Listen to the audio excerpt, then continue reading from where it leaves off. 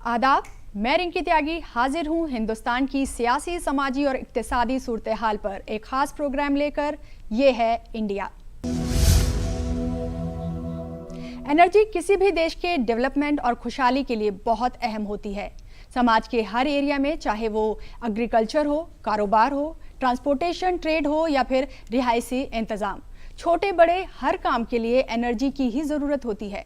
पिछले कुछ बरसों में जिस तेज़ी से मुल्क ने तरक्की की है, इन सभी एरियाज़ में एनर्जी की मांग में ज़बरदस्त इजाफा हुआ है। अब सबसे बड़ा सवाल यह है कि हम एनर्जी की बढ़ती हुई ज़रूरतों को कैसे पूरा करें। ऐसे में रिन्यूएबल एनर्जी और ख़ास तौर पर सोलर एनर्जी हमारी ज़रूरतों को पूरा करने के लिए एक बेहतर ऑप्शन साबित हो सकती है। इसी पर बात करने के लिए हमने अपने स्टूडियो में इनवाइट किया है दो खास मेहमानों को। हमारे साथ हैं टेरी में रिन्यूएबल एनर्जी के डायरेक्टर शिरीष गरुड़ जी। स्वागत है सर आपका हमारे प्रोग्राम में। हरियाणा सरकार के former project director Manoj Jain ji, आपका भी स्वागत है हमारे स्टूडियो में सर। तो सबसे पहला सवाल गरुड़ साहब से ही होगा कि ये जो सोलर एनर्जी सिस्टम है, इसके होप्स क्या है इंडिया में, और साथ ही हमने कितनी ग्रोथ की है इस फील्ड में अब तक। सोलर एनर्जी की ग्रोथ, हमने सोलर एनर्जी का यूटिलाइजेशन काफ़ी पहले से शुरू किया था 1970-80 के दशक से। और पहले हमारा रुख था सोशल इंटरवेंशंस के लिए, जहाँ पे दूर एरियाज़ में जहाँ पे सोलर एनर्जी अवेलेबल नहीं है, इलेक्ट्रिसिटी नहीं है, वहाँ पे एनर्जीज देने के लिए। उसके बाद में 2010 में जब सोलर मिशन लॉन्च किया, तो उसके बाद में ग्रिड इंटीग्रेटेड सोलर एनर्जी का यूटिलाइजेशन शुरू हुआ और तब से आज तक हमने काफ़ी प्रगति की है। अब करीब हम अब दुनिया के 5वें देश हैं, 5वें नंबर पे है जिसने ज़्यादा से ज़्यादा सोलर एनर्जी लगाई है।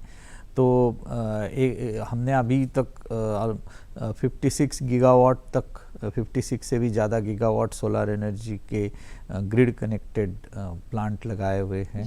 उसके अलावा ऑफ ग्रिड और अदर एप्लीकेशंस, पंपिंग है, सोलर पंपिंग है, होम लाइटिंग सिस्टम से, लैंटर्न से, तो काफ़ी एरियाज़ में हमने काम किया हुआ है जी। और जहाँ तक ग्रोथ का सवाल है, तो माने काफ़ी हमने ग्रोथ की है। यस जी। मनोज जैन साहब, आपसे भी यही सवाल है कि आप किस तरह से देखते हैं जो सोलर एनर्जी सिस्टम है देश में, जो एनर्जी क्राइसिस है, किस तरह से बेहतर होगा जब इस दिशा में हम काम करेंगे तो। जी मैडम, अगर आप देखें तो हमारे पास जो सोलर एनर्जी के जो सिस्टम्स हैं और जो जितनी भी अभी तक डेवलपमेंट्स हुई हैं, और स्पेशली जैसा अभी सर ने बताया कि हम 70 और 80 के दशक से हम लोग काफ़ी इसमें प्रोग्रेस किए, लेकिन 2014 के बाद में पिछले 7-8 सालों में जितनी तेज़ी से इसके अंदर डेवलपमेंट हुआ है, अगर हम देखें तो शुरू में अगर हम 2014 से पहले जो सिस्टम होते थे, लगभग अगर हम सोलर पंप की बात करें तो सोलर पंप के अंदर लगभग उस समय 11,000 के लगभग पंप्स टोटल सोलर के लगाए गए थे, जबकि आज की डेट में लगभग 2.25 लाख के लगभग जो सोलर वाटर पंपिंग सिस्टम है, जो कि फार्मर्स के लिए एक वरदान है कि उनके खेतों में बिजली हो या ना हो, डीजल हो या ना हो, लेकिन वो लोग अपने खेतों में सिंचाई कर सकते हैं और बिना किसी डीजल के, बिना किसी बिजली के। और डे एंड नाइट, मतलब दिन के समय जब सूर्य की ऊर्जा उपलब्ध है तो वो बिना रोक टोक के और लगातार उसको सिंचाई कर सकते हैं। तो वो काफ़ी अच्छा वरदान साबित हुआ है और इसमें central government as well as the state government काफ़ी ज़्यादा हेल्पफुल है टू द फार्मर। और कुछ स्टेट्स में, जैसे हरियाणा में रहा हूँ तो हरियाणा में 75% तक उस पर उनको अनुदान मिला है। अदर जो दूसरे स्टेट्स हैं उनके भी अपने अपने सब्सिडी पैटर्न्स हैं, लेकिन ओवरऑल फार्मर्स को इसमें काफ़ी अच्छा बेनिफिट मिला है।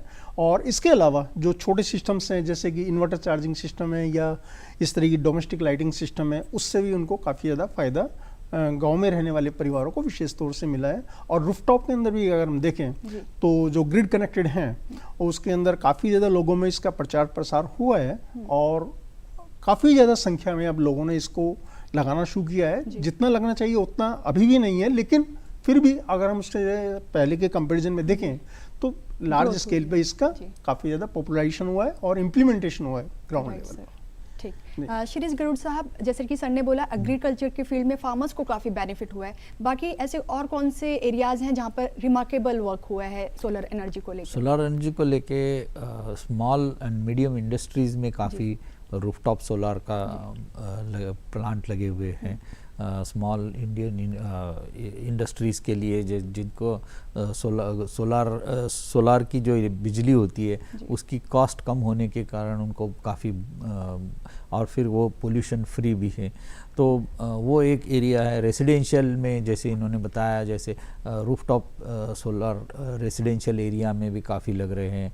उसके अलावा छोटे छोटे विलेजेस में जिसको हम लाइवलीहुड जनरेशन कहते हैं, जैसे कि हमने पावर लूम्स जो होते हैं तो उसको सोलराइज किया हुआ है, तो उनको बिजली के ऊपर डिपेंडेंसी नहीं है, तो डायरेक्टली सोलर से पावर लूम्स चल रहे हैं।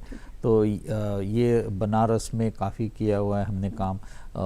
छोटे जो बोट्स होते हैं गंगेज में, तो उसमें भी सोलर पावर्ड बैटरी लगाई है, तो उससे नॉइस पोल्यूशन और डीजल पोल्यूशन दोनों कम हो रहा है। तो इस तरह के काफ़ी, उसके अलावा जैसे स्विंग मशीन्स है या और भी खेती के कुछ स्प्रेइंग मशीन्स है, ये सब सोलराइज कर रहे हैं। तो देर आर ऐसे काफ़ी एप्लीकेशंस है जिसके वजह से सब लोगों को मतलब अलग अलग इंडस्ट्रीज़ को, बड़े इंडस्ट्रीज से लेके छोटे छोटे इंडस्ट्रीज़ को और एंटरप्रेन्योर्स को काफ़ी फ़ायदा हो रहा है।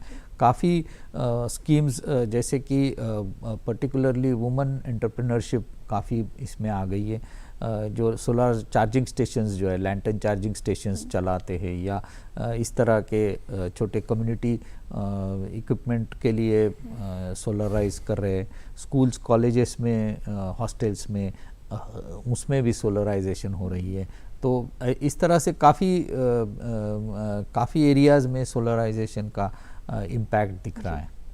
जी, मनोज जैन साहब, आपने क्योंकि ग्राउंड लेवल पर भी काम किया है, आप हरियाणा सरकार में भी काम कर रहे हैं, तो सोलार एनर्जी को लेकर आपको क्या लगता है कि किस तरह के इनिशिएटिव्स की और ज़रूरत है कि जिससे जो लोग हैं या फार्मर्स की आप बात कर रहे हैं तो उनको और ज़्यादा बेनिफिट हो सके? जी, जैसे कि अभी बताया गिरीश जी ने भी कि हम, श्री जी ने भी, सॉरी, कि हम लोग जो है जैसे वुमेन एंटरप्रेन्योरशिप है, अब उसके अंदर गांव के अंदर जो रहने वाली महिलाएं हैं जो सेल्फ हेल्प ग्रुप के माध्यम से जुड़ी हुई हैं, उनके लिए काफ़ी अच्छा स्कोप है इसके अंदर। और उसमें जो जैसे कि हम देखते हैं कि फसल के समय या सीजन के समय जैसे काफ़ी ज़्यादा वेजिटेबल्स ऐसी होती हैं कि जो मीन्स काफ़ी ज़्यादा क्वांटिटी में हो जाती है और उस समय उनकी सेल नहीं हो पाती, तो उनको भी वो लोग इस्तेमाल कर सकते हैं ड्राई करके, सोलर ड्रायर का इस्तेमाल करके। और काफ़ी ज़्यादा सेल्फ हेल्प ग्रुप के माध्यम से काफ़ी गाँव में ये स्कीमें चलाई जा रही हैं, ताकि फसल के समय जैसे टमाटर हैं या ऑनियंस हैं या इस तरह की और भी जो फसलें हैं जो सीजन के समय काफ़ी ज़्यादा क्वांटिटी में होती हैं, तो सोलर ड्रायर्स का यूज़ करके और उनका इस्तेमाल वो आगे पैकेजिंग करके और आगे अच्छा अपना जो अर्निंग्स है, लाइवलीहुड है, वो उसको वो अर्न कर सकते हैं उसमें। और काफ़ी ज़्यादा स्कोप इसके अंदर इस फील्ड में अब बढ़ता जा रहा है सेल्फ हेल्प ग्रुप के माध्यम से भी। और इसके अलावा जैसे फार्मर्स हैं, तो अब जैसे हम देखते हैं कि फार्मर के खेत में सोलर पंप भी लगा हुआ है। अब ईवी ट्रैक्टर्स भी आजकल आने शुरू हो गए हैं, जो मतलब कि इलेक्ट्रिक ट्रैक्टर्स, तो they can also utilise as a कि जैसे साल भर में पंप है, लगभग हमारा 120 डेज ऑलमोस्ट एवरेज जो आता है वो इस्तेमाल होता है। अब खेत में जो पंप है वो ऑफ ग्रिड मोड में है, उसकी इलेक्ट्रिसिटी जिस समय फार्मर उसको पंप की तरह से यूज़ नहीं कर पा रहा है, उस समय भी उसकी बिजली को इस्तेमाल किया जा सके। उसमें ईवी के अंदर जो उसकी बैटरीज होती हैं उसको भी वो चार्ज करने के इस्तेमाल में अपना कर सकता है खेत के अंदर। तो that is one of the scope. उसका डीजल भी नहीं लगेगा और मेन जो सबसे इंपॉर्टेंट है पॉल्यूशन भी नहीं होगा, उसको डीजल का बर्डन भी नहीं पड़ेगा। तो that can be also opportunity for the farmers also. तो एग्रीकल्चर सेक्टर के अंदर जिसमें लगभग हमारा जो टोटल इंस्टॉल्ड कैपेसिटी है इंडिया की, लगभग 17% हमारा एग्रीकल्चर सेक्टर के अंदर जो पावर कंजप्शन है वो होता है, जबकि डोमेस्टिक में हमारा लगभग 25% हमारा जो रेजिडेंशियल पर्पज है जिसको हम कह सकते हैं, तो वहाँ पर हमारा रूफटॉप आ जाता है या डोमेस्टिक एप्लायंसेस आ जाते हैं छोटे।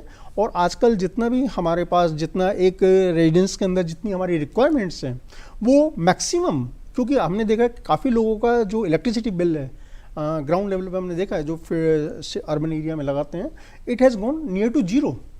तो वो अपना बिल भी अपने उन्होंने मिनिमाइज कर लिया with the use of the solar system rooftop के थ्रू। और ऐसे ही गांव के अंदर भी काफ़ी लोग जिनकी एक स्मॉल नीड्स है, छोटी नीड्स है, उनको सिर्फ अपना एक बल्ब जलाना है या लाइट जलानी है या पंखा चलाना है, उनकी छोटे सोलर सिस्टम से भी उनकी नीड फुलफिल हो जाती हैं। तो मतलब हर साइड, और इसी तरह से कमर्शियल के अंदर और as well as the industries के अंदर भी काफ़ी लार्ज स्केल की जो इंडस्ट्रीज़ हैं और उनकी पावर कंजप्शन काफ़ी ज़्यादा होता है, उनको जो डिस्कॉम्स के से जो वो बिजली लेते हैं that is quite on the higher side. और अगर वो अपना पावर प्लांट अपनी इंडस्ट्रीज़ को कैप्टिव मोड में यूज़ करने के लिए लगाते हैं तो उनका बिल भी ड्रेस्टिकली कम हो जाता है उसमें। तो that is also very much useful for them. तो हर एक सेगमेंट के लिए अंदर इसके अंदर सोलर में काफ़ी ज़्यादा एप्लीकेशंस हैं और इस्तेमाल कर सकते हैं डिफरेंट लेवल्स पर। जी सर, जैसे कि जो सोलार एनर्जी है उसको लेकर गवर्नमेंट तो काफ़ी सारे इनिशिएटिव्स कर रही है बढ़ाने के लिए, तो जो लोगों के लेवल पर हैं कहें तो किस तरह से इसको यूज़र फ्रेंडली बनाया जा सकता है, किस तरह के इनिशिएटिव लिए जाएं लोगों द्वारा?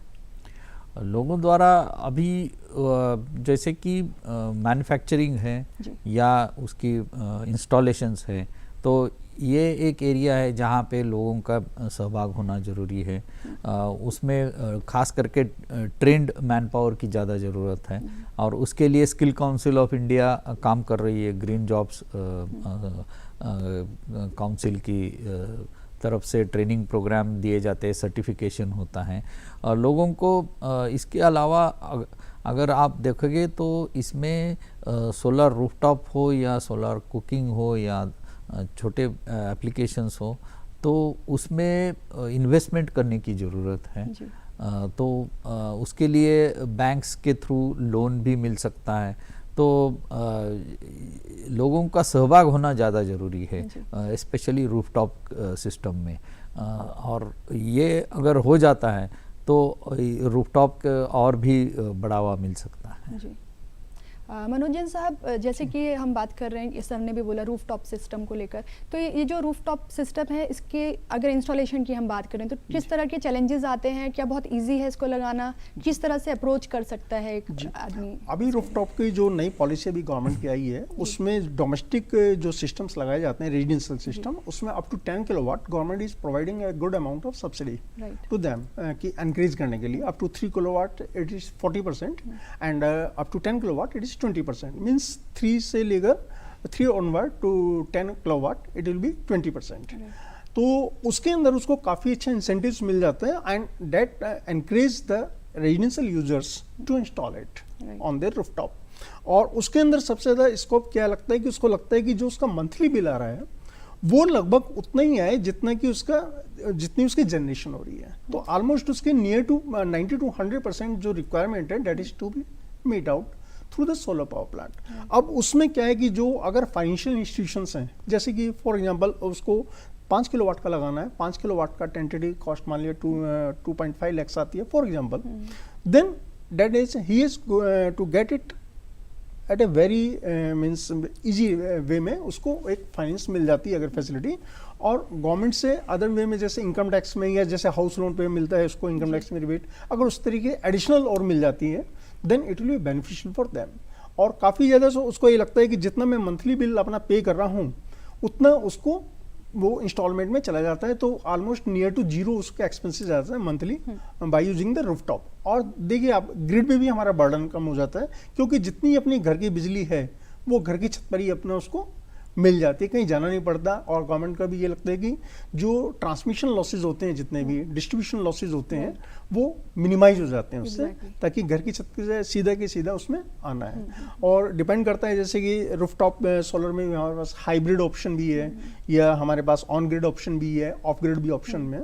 तो ऑफ ग्रिड पे तो अभी सब्सिडी नहीं है उस पर, लेकिन ऑन ग्रिड और हाइब्रिड पे वो अवेल कर सकता है। और काफ़ी ज़्यादा इसके लिए एक्सक्लूसिवली डेडिकेटेड पोर्टल भी गवर्नमेंट ऑफ इंडिया ने अभी इसके लिए डेवलप किया है और that is being implemented through the जो स्टेट गवर्नमेंट्स हैं उनके जो डिस्कॉम्स हैं उनके माध्यम से वो अपना अप्लाई कर सकता है और इजी वे में उसको अब सीधा जो सब्सिडी है that will also go directly to the user account, ताकि सीधा सीधा उसके अकाउंट में चली जाए वो। तो ये काफ़ी अच्छा इनिशिएटिव है बाय द गवर्नमेंट और इसमें ज़रूरत है कि थोड़ा सा यूज़र साइड से भी अवेयरनेस और ज़्यादा मिल जाए ताकि वो अपने यहाँ उसको जल्दी से जल्दी इंस्टॉल भी करें। और उसका रूफ स्पेस है, ये एक एडिशनल एड ऑन हम कह सकते हैं बेनिफिट हो रहे हैं कि छत पे जब वो लगाता है तो छत भी गर्म होने से मतलब कम गर्म होती है, हीटअप कम होती है, तो उसका अंदर का जो एयर कंडीशनिंग का जो खर्चा है वो भी उसका काफ़ी कम हो जाता है, तो एडिशनली इसको बेनिफिट मिल जाता है उसको। जी, तो ये जो रूफ टॉप सिस्टम है ये काफ़ी बेनिफिशियल है। अच्छा, बावजूद इसके मैं कहीं स्टडी कर रही थी कि जो ग्राउंड माउंट वाले सोलार सिस्टम है वो ज़्यादा हैं अभी देश में in comparison to this rooftop system. तो इसकी क्या वजह है, जबकि जैसा कि सर बोल रहे हैं ट्रांसमिशन लॉस है या आप इसको कहें कि ज़्यादा कॉस्ट इफेक्टिव भी पड़ता है ये, उसके बावजूद भी इसमें कमी है अभी? सी ग्राउंड माउंटेड सिस्टम को ज़्यादा प्रमोट हो गए और ज़्यादा लग गए क्योंकि उसमें इकोनॉमी ऑफ स्केल होती है। एक लार्ज स्केल पे जब सिस्टम लगती है तो खर्चे जो है वो कम हो जाते हैं पर किलोवाट और पर मेगावाट लेवल पे। तो उसकी वजह से the cost of electricity which is generated is also very low. In fact, we are one of the lowest cost in the of electricity by solar in the world. It reached around 2 rupees, 1.99 rupees some time back. So that is one of the lowest cost in the world. So उसकी वजह से ground mounted ज़्यादा लग रहे और ground mounted के लिए हमारे यहाँ जैसे राजस्थान हो, गुजरात हो, वहाँ पे डेजर्ट एरियाज़ है, अनयूज्ड एरियाज़ है. So we have a lot of potential for solar installations in ground mounted also. उसके अलावा हम फ्लोटिंग सोलर और रूफटॉप सोलर के भी बात कर रहे हैं. और ग्राउंड माउंटेड के लिए गवर्नमेंट ने सोलर पार्क की स्कीम लगाई है जिसमें एक बड़े एरिया पे आप उसको डेवलप कर सकते हैं सोलर इंस्टॉलेशंस के लिए. और उसके लिए फिर इंफ्रास्ट्रक्चर कॉमन हो जाता है जैसे कि ग्रिड कनेक्टिविटी है, रोड है, वाटर कनेक्शन है. और उसकी वजह से फिर cost of supplied electricity also comes down. तो ये जो रीज़न्स है. और उसके बड़े प्रोजेक्ट्स के लिए फिर फाइनेंस भी बाहर से अच्छे टर्म्स कंडीशंस पे मिलता है जैसे कि लॉन्ग टर्म लो इंटरेस्ट लोन्स मिलते हैं. तो इन्वेस्टमेंट्स भी बाहर से काफ़ी आ रही है. तो उसकी वजह से ग्राउंड माउंटेड को फिलहाल there is a lot of scope and lot of activity happening in ground mounted. ठीक है, ये जो ग्राउंड माउंटेड सोलार सिस्टम की हम बात कर रहे हैं, जैसे कि हमें मालूम है कि अपने देश में जो लैंड है वो काफ़ी एक्सपेंसिव भी है और शॉर्टेज भी है क्योंकि पॉपुलेशन की जो डेंसिटी है वो काफ़ी हाई है. तो ऐसे में मुझे क्या माने, आप भी इससे एग्री करेंगे कि जो रूफ टॉप सिस्टम है उसको ज़्यादा तवज्जो दी जानी चाहिए जी. तो इस पर आप क्या कहेंगे? इसमें ऐसा है कि दोनों तरीके पे सिचुएशन है. इसमें जैसे रूफटॉप तो है ही जी, ग्राउंड माउंटेड में भी काफ़ी ज़्यादा स्कोप है बिकॉज हमारे पास जितनी भी कंट्री के अंदर जो बैरियर लैंड है जो मीन्स अनयूटिलाइज है या कह सकते हैं कि जो बंजर भूमि है हमारी, और उस लैंड को भी फुली यूटिलाइज किया जाए. या जैसे सर ने बताया कि राजस्थान का जो एरिया है काफ़ी ज़्यादा डेजर्ट लैंड है, तो डेट लैंड कैन आल्सो भी यूटिलाइज. या जो आ रहा है कैनाल टॉप कि जहां हम वाटर बॉडीज़ के ऊपर भी इसको इंस्टॉल कर सकते हैं, तो वो लैंड भी यूटिलाइज हो जाएगी. फिर दूसरी जैसे एग्रोवोल्टाइक सिस्टम्स हैं आजकल, क्या होने लगा है जो फार्मर की लैंड है that can be also utilise. उसमें क्या होता है कि जो सुपर स्ट्रक्चर है उसको लगाकर और नीचे हम ग्रीन हाउस की तरह से उसको इस्तेमाल कर सकते हैं जिसमें कि नीचे हमारी क्रॉप्स भी हो जाती हैं और ऊपर हमारा पावर मीन्स कि जो फार्मर है हमारा date can B dual grower. Means नीचे फसल भी उगा सकते हैं और ऊपर हमारी पावर भी ग्रो हो सकती है. तो that can be utilise and farmers can tie up with the companies who are installing with it. He can become a stakeholder कि भाई उसमें पार्टिसिपेट कर ले उसके अंदर प्रोवाइडिंग द लैंड, और he can also earn the income from that. और ऐसी फसलें काफ़ी अच्छी उगाई जा सकती हैं और काफ़ी अच्छा देखा है थ्रू द वर्ल्ड में भी इस तरह के एक्सपेरिमेंट जो किए गए हैं एग्रोवोल्टाइक में कि वो लोग मीन्स कि काफ़ी अच्छी इकोनॉमिक्स उसके अंदर भी निकली आती है. काफ़ी अच्छी फसलें ऐसी होती हैं जो शेड भी तो उनको थोड़ा चाहिए और नीचे उनको सेफ भी हो जाती हैं बिकॉज प्रोटेक्शन भी उनको मिल जाती है. तो that can be utilise with the farmer land जो है एग्रीकल्चर लैंड को भी हम इस्तेमाल कर सकते हैं और हम उस वे में जाते हैं. सेकेंडली कि जो हम रूफटॉप का है, रूफटॉप तो है ही बेस्ट कि कंट्री के अंदर जितने भी रेजिडेंशियल प्रमाइज हैं, चाहे हमारे हाउसिंग बोर्ड हों या कहने का मतलब है कि जो बिल्डर्स सोसाइटी हैं या इंडिविजुअल हाउस होल्ड्स हैं, वो अपनी जो छत का जितना भी एरिया है और जितनी उनकी रिक्वायरमेंट है वो अपनी फुलफिल कर लें ताकि जो हमारी जो कन्वेंशनल सोर्सेज से जो पावर आ रही है that can be utilise for other purpose जहाँ पर कि सोलर नहीं लगाया जा सकता. तो दोनों स्कोप्स हैं हमारे पास, रूफटॉप का भी है और प्लस ग्राउंड माउंटेड भी है. तो अभी भी कंट्री की जितनी टोटल हमारी पावर जनरेशन है अराउंड 400 गीगावाट के आसपास के, उसका वो भी अभी हमारे लिए सफिशिएंट है. और धीरे धीरे जैसे पावर डिमांड बढ़ेगी आगे कमिंग ईयर्स में भी, वो भी मैक्सिमम हमारा ये रहेगा कि आगे जो है हमारी जो रिन्यूएबल पावर्स है, whether it is a solar और विंड और बायोमास, उसी से ही फुलफिल हो। नया जो थर्मल पावर प्लांट्स हैं या fossil fuel based power plants हैं, उसको ऑलमोस्ट मतलब आगे जितने चल रहे हैं वो चलते रहें, बाकी के आगे नए प्लांट्स नहीं लगे। जी सर, हम आपसे गवर्नमेंट पॉलिसीज़ के बारे में जानना चाहेंगे कि जैसे रूफटॉप सिस्टम हुआ या ग्राउंड माउंट भी हुआ, तो गवर्नमेंट की किस तरह की पॉलिसीज़ हैं कि लोगों को कितनी सहूलियत दी जा रही है कि वो ज़्यादा से ज़्यादा इस ओर रुख करें? गवर्नमेंट ने इसमें काफ़ी हादसे से सपोर्ट दे रहे हैं। शुरू में कैपिटल सब्सिडी थी छोटे इंस्टॉलेशंस के लिए, वो 100% सब्सिडी इशू हुआ करती थी, जैसे कि सोशल पर्पज़ के लिए स्ट्रीट लाइट वगैरह लगा रहे हैं। तो धीरे धीरे वो कैपिटल सब्सिडी चेंज होकर इंटरेस्ट सब्सिडी आ गई। तो आमतौर पे जो मार्केट में इंटरेस्ट रेट होते हैं उससे 2-4% कम रेट पे लोन देना शुरू हो गया, तो वो इंटरेस्ट सब्सिडी आ गई। उसके साथ में फिस्कल बेनिफिट्स भी देना शुरू हो गया, जैसे कि income tax depreciation facility for industries और कमर्शियल एस्टेब्लिशमेंट्स के लिए। इंडिविजुअल्स के लिए इनकम टैक्स फैसिलिटी तो है नहीं, पर सॉफ्ट लोन है। और उसके बाद में जो रॉ मटेरियल है, रॉ मटेरियल पे एक्साइज ड्यूटी या सेल्स टैक्स, इसमें कटौती की गई है। हालांकि सोलार डिवाइसेस के ऊपर एक्साइज ड्यूटी नहीं है, या अब तो सब जीएसटी पे आ गया, पर पहले वो सेल्स टैक्स और एक्साइज ड्यूटी में मतलब कम रेट पे दिए जाते थे। सॉफ्ट लोन जैसे मैंने बोला वो है। फिर जो बड़े प्रोजेक्ट्स आ रहे हैं ग्राउंड माउंटेड, उसमें शुरू में बंडलिंग स्कीम थी। उसके मतलब सोलार इलेक्ट्रिसिटी और कोल की इलेक्ट्रिसिटी बंडल करके एक कम रेट पे आप दे सकते थे, तब सोलार का रेट ज़्यादा हुआ करता था। उसके बाद में अभी वायबिलिटी गैप फंडिंग गवर्नमेंट देती है सीपीएसयू को और ग्राउंड माउंटेड प्रोजेक्ट्स को। रिवर्स बिडिंग शुरू कर दी है, जिससे वजह से भी कॉस्ट कम हो रही है। तो अलग अलग तरीके से गवर्नमेंट इसको सपोर्ट कर रही है। और जैसे जैसे मार्केट बढ़ रहा है, जैसे जैसे नए नए इनोवेशंस हो रही है, मार्केट की साइज़ बढ़ रही है, उस तरह से गवर्नमेंट भी अपनी पॉलिसीज़ और अपने सपोर्ट स्कीम्स जो है उनमें बदलाव ला रही है।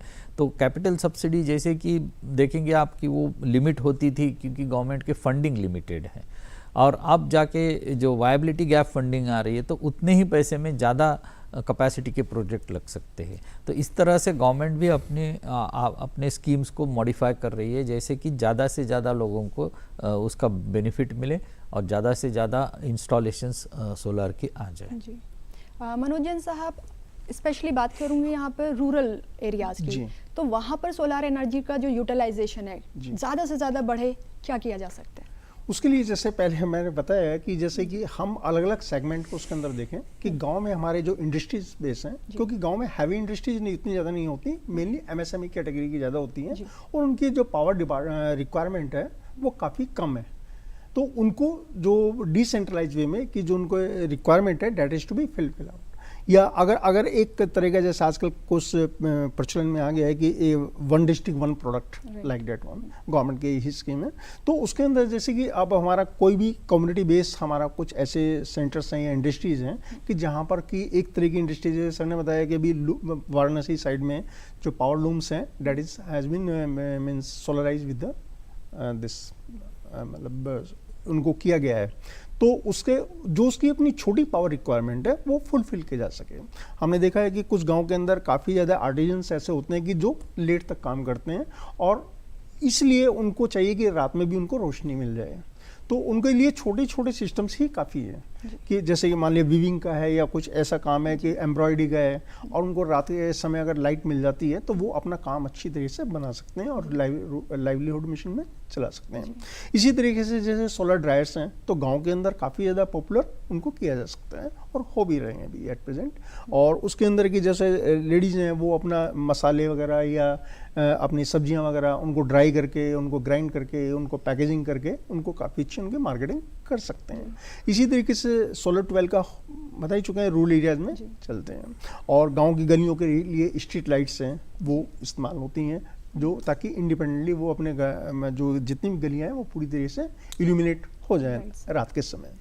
और इसी तरह से डोमेस्टिक लाइटिंग जो सबसे ज़्यादा पॉपुलर है, ढानी में अगर कोई घर है वहाँ ट्रांसमिशन लाइन नहीं जा सकती, तो वहाँ पर वो अपना इंडिपेंडेंटली एक बैटरी बेस्ड सिस्टम में छोटा, और आजकल बैटरी में भी आजकल जो लिथियम बैटरी जाती, हमारी लेड एसिड बैटरी जाती थी, तो उनकी जगह अब लिथियम बैटरीज का भी यूज होने लगा है, जिनकी लाइफ भी ज़्यादा है, कॉम्पैक्टनेस भी ज़्यादा है और इजी टू यूज़ भी ज़्यादा है।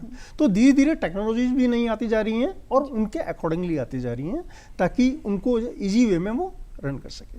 अभी आपने देखा होगा कि काफ़ी अच्छा है, अभी पीछे दिनों में मीडिया में भी काफ़ी आया है कि अभी सोलर कुक स्टोव अभी डिज़ाइन किया गया है इंडियन ऑयल ने, और हमारे माननीय मंत्री जी ने भी उसका इनोवेशन किया था। तो उसमें डे टाइम में पहले क्या था, सोलर कुकर के बारे में ये मानते थे कि इसमें खाना सही नहीं बनता, लेट बनता है, और इसीलिए लोगों उसको एक्सेप्टेबिलिटी उतनी ज़्यादा नहीं थी, उसकी स्वीकार्यता उतनी ज़्यादा नहीं थी। लेकिन अब क्या होने लगा है कि उसके अंदर वो सोलर कुकर किचन के अंदर ही रखा रहेगा, उनकी रसोई के अंदर ही रखा होगा, सिर्फ उसको कनेक्ट करना है अपना जो उसके साथ चार्जिंग प्लेट है और उसके अंदर जो सिस्टम है, ताकि दिन के समय या रात्रि के समय भी उसमें खाना बनाया जा सके। और उसमें भी गवर्नमेंट अब इंसेंटिव उस पर देने जा रही है उसको। तो उसके अंदर सोलर कुकिंग के लिए बहुत अच्छा ऑप्शन है वो, और जो गैस सिलेंडर है उसकी वो पूरी सेविंग होगी, और सेविंग मीन्स अर्निंग। अगर गांव में किसी का एक महीने में एक सिलेंडर भी उसका सेव हो जाता है तो डेट मीन्स अर्निंग उसकी। तो काफ़ी अच्छी अपॉर्चुनिटीज अब आ रही हैं सोलर के फील्ड में, चाहे सोलर थर्मल हो, मीन्स हीट बेस हो, सोलर कुकिंग, सोलर ड्राइंग, या हमारे पावर जनरेशन हो, सोलर पीवी बेस सिस्टम हो। तो छोटी रिक्वायरमेंट से लेकर बड़ी से बड़ी रिक्वायरमेंट तक भी हम इसमें अंदर फुलफिल कर सकते हैं। जी गरुड़ साहब, आप क्या मैसेज देना चाहेंगे हमारे व्यूअर्स को कि जो सोलार एनर्जी है वो ज़्यादा से ज़्यादा लोग इस्तेमाल करें? सोलर एनर्जी एक एनवायरनमेंट फ्रेंडली है, पोल्यूशन फ्री है, और अब काफ़ी सस्ती भी हो गई है। तो इसका जितना हो सके उतना इस्तेमाल हमें अपने जीवन में करना चाहिए। अगर हम इंडस्ट्रीज़ में काम कर रहे हो, या घर पे हो, या हमारे हॉस्टल कॉलोनी में हो, जहाँ पे भी पॉसिबल है वहाँ पे सोलर लगाना चाहिए। यही मेरा उद्देश्य है। जी मनोजन साहब, आप क्या मैसेज व्यूअर्स के लिए? यही कहना चाहूँगा कि जैसे सोलर एनर्जी है या सौर ऊर्जा है, जिसके बारे में हम सदियों से, शुरू से जब से प्रकृति में आई है और जब से हम इस्तेमाल करते आए हैं, तो सौर ऊर्जा के उपयोग से पूरी तरह से वातावरण भी शुद्ध रहता है, किसी तरह की वातावरण में कोई प्रदूषण नहीं फैलता, और इसको अगर हम इस्तेमाल करते हैं ये नेचर को के साथ भी मिलकर चलेगी, और प्लस आपकी पॉकेट फ्रेंडली भी है। आपने एक बार वन टाइम इन्वेस्टमेंट, मैं इसको ये कहना चाहूँगा कि ये एक्सपेंडिचर नहीं है, डेट इज इन्वेस्टमेंट, जो आपको बहुत शॉर्ट टर्म में आपको पूरा पे कर देते हैं। और ये आपकी ड्यूटी भी है कि आप लोग अपने वातावरण को साफ सुरक्षित भी रखें, बिल्कुल इसका इस्तेमाल करें। बिल्कुल सोलार एनर्जी से बाकी और भी कई मैटर्स जो हैं वो हमारे रिजॉल्व होते हैं, जैसे कि क्लाइमेटिक चेंज है या पोल्यूशन है, जैसा कि आप कह रहे हैं, क्योंकि ये ग्रीन एनर्जी है तो काफ़ी तमाम और जो प्रॉब्लम्स हैं वो भी ऑटोमेटिकली इसमें सॉर्ट आउट हो जाएंगे। आप दोनों हमारे स्टूडियो में आए और इतनी अच्छी जानकारी हम लोगों को प्रोवाइड की, thank you so much. Thank you. हमारी इस खास पेशकश में आज बस इतना ही। हमारे इस खास प्रोग्राम पर आप भी अपनी राय दे सकते हैं। हमारा ईमेल आईडी है ddurduspecials@gmail.com। फिलहाल हमारी पूरी टीम को दीजिए इजाजत। आदाब।